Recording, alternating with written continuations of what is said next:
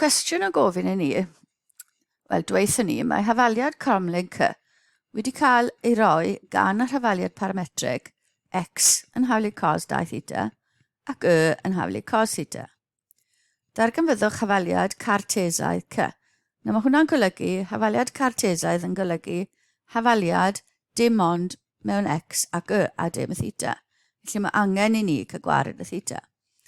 Ond cyn i ni wneud yna, mae rhaid i ni ehangu'r cos 2 theta. Nawr, os ych chi'n cofio yn eich llyfr fformwla, chi'n cael y ffaith bod cos a plus b yn cos a cos b minus sin a sin b.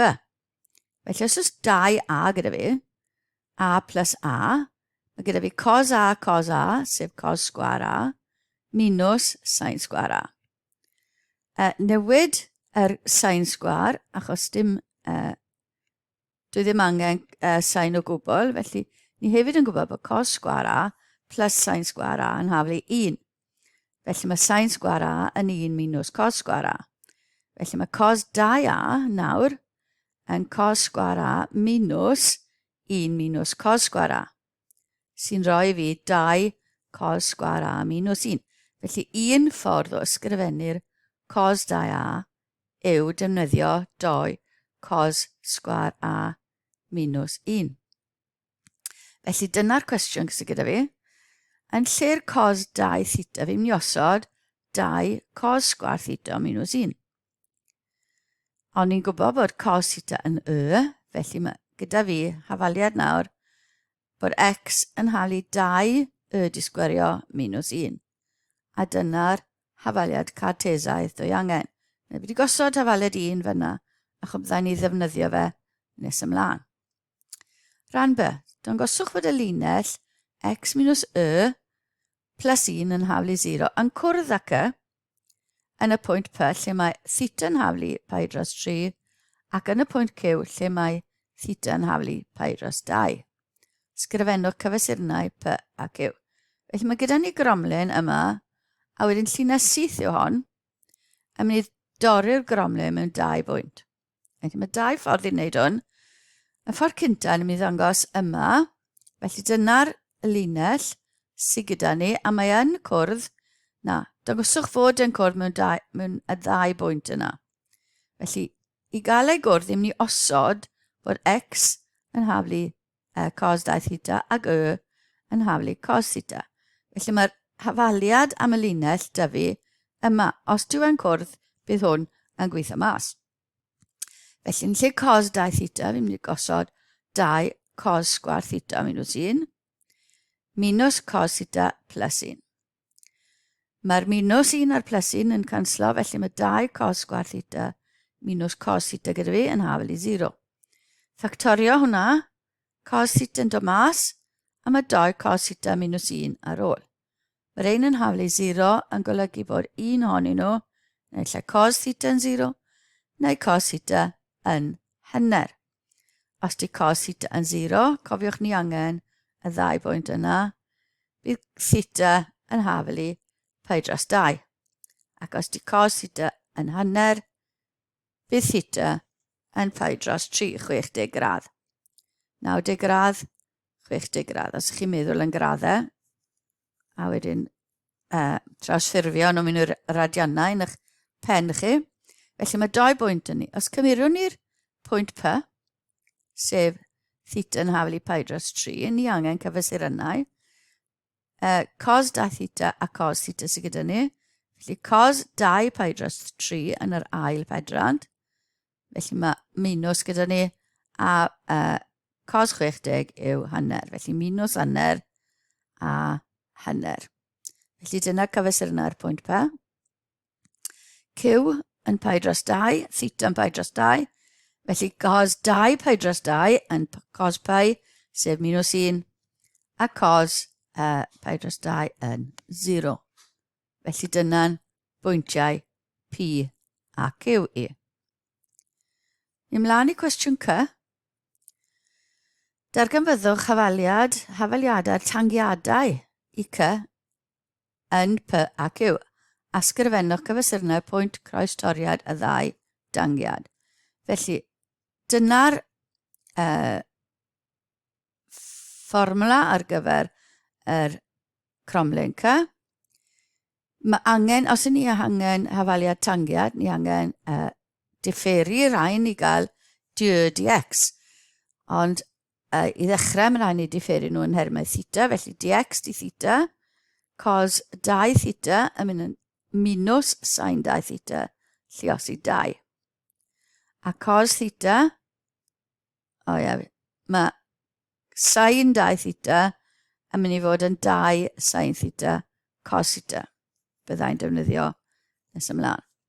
Felly, dy di theta yn mynd yn minus sin theta.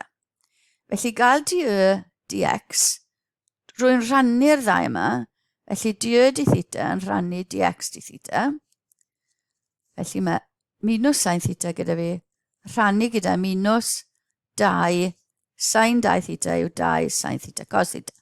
Mae'n minus yn canslo, mae 1 o'r sines theta yn canslo, a gadael fi dy 1 plus 1 dros 4 cos theta. Felly dyna'r graddiant ty beth yw'r theta. Felly ar gyfer P, ni'n mynd i osod theta yn pi dros 3. Cos pi dros 3 yw hanner, felly 4 hanner yw 2, 1 hanner yw'n graddiant i ar gyfer y tangiad yn P. Defnyddio'r fformula ar gyfer hafaliad llinell, a fi wedi gosod lawr y pwyntiau, dython ni o hyd iddo yn cwestiwn B, felly minus hanner a hanner yw'n x yn ni, felly minus pwynt penodol yw hanner yn haflu hanner am y graddiant, x minus x1 sef minus hanner yn mynd yn plus, hanner lluosi dy'r hanner sydd i fas, felly x dros 2 plus 1 dros 4 wedyn. Ail drefnu a fi'n cael yn hawlu x dros 2 plus 3 chwarter. Lluosi dy 4, dwi'n cael 4, yn lluosi dy 2 x plus 3. Edrych yn daclusach yn lle fo'r ffracsiynau yna gyd gyda fi. Felly dyna hafaliad y tangiad yn P. Yn Q, y graddiant oedd 1 dros 4 cos theta, felly mae cos theta, cos pi dros 2 yn 0, ni methu cael hwnna, felly mae'r graddiant yma yn mynd i fynd tuag at anfeidredd. Hynny yw, mae llinell syth gyda fi i fyny, felly x yn haflu rhywbeth bydd yr hafaliad y tangiad yn Q. Ond ni'n gwybod bod y pwyntiau yn Q yn minus 1, 0, felly mae'r tangiad yn gorfod fod yn x yn haflu minus 1. Felly mae llinell vertigol dy fi fyna fel y tangiad yn Q, a mae llinell syth dy fi fel y tangiad yn P. Felly, i gael i'r ein i groes dorri, y ddau tangiad yma, i groes dorri, mae x yn goffo fo'n haflu minus 1, gosod hwnna yn hafaliad tangiad P, a ni'n cael 4 yn haflu minus 2 plus 3, sef 1 yn haflu cwarter, a ni'n gwybod bod x yn minus 1, felly'r pwynt croesdoriad y ddau tangiad yw minus 1 cwarter. Ni'n mynd i wneud B eto nawr mewn ffordd gwahanol. Nawr ni'n gwybod bod dyna'r hafaliad y llinell, a dyna'r hafaliad cartesas gaethon ni yn rhan A. Felly, ni'n gallu aildrefnu'r hafaliad y linell yn B i gael yn haflu x plus 1. Am newid mewn yr hafaliad yn 1, a fi'n cael x yn haflu 2, x plus 1 disgwyrio minus 1, ehangu'r bracet x sgwar plus 2 waith y canol 2x plus 1, a mae hangen y bracet, sgwario bracet, cofiwch. Felly llosi dy 2, a fi'n cael 2, x yn haflu 2x sgwar plus 4x plus 2 minus 1, mynd ar x draw, minus 0 yn haflu 2x sgwar plus 3x nawr plus 1. Mae hwnna'n ffactorio, a roi fi 2x plus 1, a x plus 1 yn haflu 0, un o'r hyn yn goffo fo'n 0, felly x yn haflu minus hanner neu x yn haflu minus 1. Felly dyna beth oedd dyn ni tro diwetha, am newid nôl, yn haflu x plus 1, sef minus hanner plus 1, yn mynd yn plus hanner, a minus 1 plus 1 yn mynd yn 0. Felly 2 bwynt gyda ni, minus hanner, hanner, a minus 1, 0. Fel oedd dyn ni gyda, ond ni nawr angen dod o hyd i'r theta, felly ni'n gwybod bod cos 2 theta yn goffo fo minus hanner, a cos theta yn goffo fo'n hanner. Yr unig beth sy'n rhoi hwnna yw bod theta yn pi dros 3, sef pi. So ni'n croesi'n pi, yr un peth am Q, a theta yn dod am pi dros 2, a dyna ni y pwynt croes dorri yn Q. Felly ffordd gwannol i wneud cwestiwn B. Ni edrych nawr ar beth sy'n digwydd i rhain gyda Geogebra. Ni mi edrych nawr ar beth sy'n digwydd gan ddefnyddio Geogebra. Just bach o ddiddordeb yw hwn. Y graff coch yw graff cos t. Cos theta, ond t ni'n defnyddio. Dyna pam byddai'n gallu symud y t yn y funed. Felly cos t yw hwn, yw'r graff coch. Dyna pi dros 2, dyna pi, dyna 0 ac yn y blaen. A wedyn y graff glas yw graff cos 2t. Felly chi'n gallu gweld mae'n cael ei wthio mewn yma, dyna pi dros 2, cos 2t yn minus 1 ac yn y blaen. Cos 2t yn cael ei gwthio i fewn i un cylchrediad cos t. Felly, a beth sydd gyda ni fan hyn yw cyfesuron x yw'r t, a'r cyfesuron y 2 yw'r, felly, y cyfesuron, os dwi'n symud y t, gewch chi weld beth sy'n digwydd yna. Felly, cyfesuron x yw gwerth y t, fel ni'n symud e. Cyfesuron y ar gyfer yr un glas yw cos 2t. Felly dyna uchder y bar yma yw gwerth y cos 2t yn y man yna. A'r uchder yma, sef 0.96, yw gwerth cos t ar gyfer y graff coch. Felly chi'n gallu gweld nawr mae'r ail gyfesuron, yr y, sy'n cynrychioli y cos t a'r cos 2t yn ôl i trefn. Felly fi'n mynd i symud y gwerth t, a chi'n gallu gweld y gwerthoedd y newid yma, a yr pellter ar draws fan hyn sydd gyda fi yn cael ei gynrychioli. Na, dwi'n mynd i ddod i tres ar hwnna. Hwna sy'n cael ei gynrychioli gyda cyfuniad yr cos 2t a'r cos t yw'r pwynt coch yna. Felly, os a fi nôl i'r dechrau, dyna y pwynt sy'n cynrychioli y cyfuniad yr graff glas a graff coch.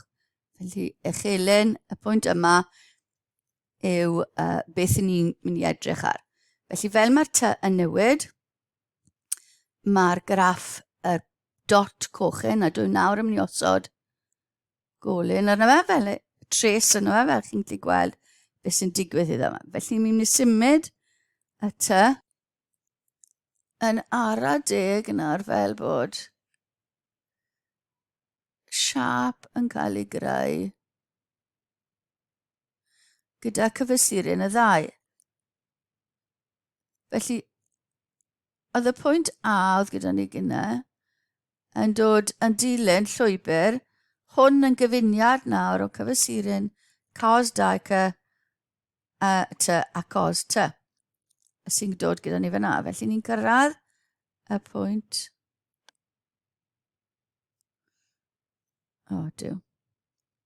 Sorry. Yma. Felly wedyn ni'n dechrau troi nôl ar yn un, a ni'n ail wneud y patrwn. Ni'n gymesurol o gwmpas yr uchelyn X yn yr gromlin un sydd gyda ni. Felly dyna ni yn dilyn hwn o gwmpas. A chi'n gallu gweld nawr, mae siap gyda ni yn dod o gwmpas yma. A sgosoda i hwn, nath e, i fewn. Dyna'r siap y gromlin C. Hwna nawr yn gyfuniad o'r glas ar gyfer y uchelyn X a'r coch ar gyfer yr uchelyn Y. Felly dyna'r siap sydd gyda ni am C. Wedi cael gwared popeth arall nawr. Dim ond y gromlin yma sydd gyda fi. A fi'n mynd i osod mewn y linell sy'n croesi hwnna, sef X minus Y yn haflu minus 1. Lle gael gwared ar dots yna. Rhaid y gosod hwnna nôl mewn. Felly dyna ni. Felly dyna'r gromlin oedd gyda ni ar un coch. A ni wedi cael mewn 2 hafaliad parametrig. A dyna'r gromlin, llinell las sy'n croes dorri fe. Nawr chi'n gweld bod ni'n croesi yn y pwyntiau hynna a'r pwynt yna. Sef y pwynt yna oedd minus hanner a'r pwynt yna oedd minus 1, 0. Felly, dyna'r ddau sy'n croesi. Gosod mewn ar hafaliad y tangiad y ddau. Felly dyna'r tangiad yn y pwynt yma. A dyna'r tangiad yn y pwynt yma. Chi'n gweld? Nawr mae hwn yn linell syth vertigol. Mae'r ddau nhw'n linell syth. Mae hwn yn vertigol. A maen nhw'n croesi yn y pwynt yma. G. Felly pwynt croesdoriad y ddoi yw minus 1 cwarter. Felly dyna'r gromlin oedd gyda ni wedi cael ei greu mas o 2 hafaliad parametrig. A wedyn ni dyna'r linell oedd yn croesi nhw. Y yn haflu X plus 1, neu X minus Y yn haflu minus 1. A wedyn ni tangiad y ddau bwynt le nhw'n croesi a maen nhw'n y ddau tangiad yn croesi yn y man yna. Just bach o flas i chi i helpu chi ddeall mwy o agweddau mathemateg sy'n cael ei ddefnyddio yn y cwestiwn yma.